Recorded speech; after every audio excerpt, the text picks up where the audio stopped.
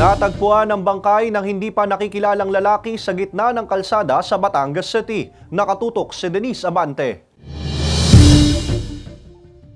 Nakabaluktot sa gitna ng kalsada ang bangkay ng lalaking ito nang matagpuan ng mga nagpapatrolyang barangay tanod sa boundary ng Barangay Mabakong at Barangay Pagkilatan pasado alas 6 ng gabi kagabi. Nakasuot ng asul na jersey, sando, dilaw na shorts at walang sapin sa paa ang biktima. Walang na-recover na ID o anumang pagkakakilanlan sa natagpo ang bangkay. Hanggang ngayon po ay ongoing pa po ang ating investigasyon dahil hanggang sa mga oras na ito ay hindi pa po natin ma-identify kung sino po yung cadaver at hanggang ngayon po ay hindi pa rin po natin na matukoy kung ano po ang kanilang motibo sa paggawa po ng ating krimen. Wala pong nakakilala sa kanila. Even sa Barangay Mabakong po na natagpuan ng ating cadaver ay hindi rin po nila kilala ito. Ayon sa pulisya, may tinamong malalim na sugat sa kaliwang dibdib at kaliwang balikat ang biktima. Hindi pa rin tukoy ng pulisya kung anong patalim na ginamit sa pagpaslang sa biktima. Kasalukuyang nasa isang punerarya na ngayon sa lungsod ng Batangas ang mga labi ng biktima at isinailalim na rin sa autopsy. Patuloy na gumugulong ang investigasyon sa insidente. Panawagan ng pulisya sa mga residente na maging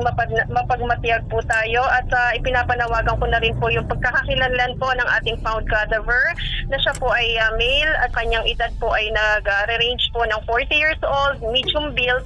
At kung may kamag-anak po kayong nawawala or may hinahanap po kayo ay makipag-ugnayan po sa aming himpilan na may contact number po na 0916-429-1515 at 0998-598-5674. Tayo po ay magtulungan para sa mas mabilis po na usad. Kasama si J. R. Manjares, Denise Abante, Balitang Southern Tagalog.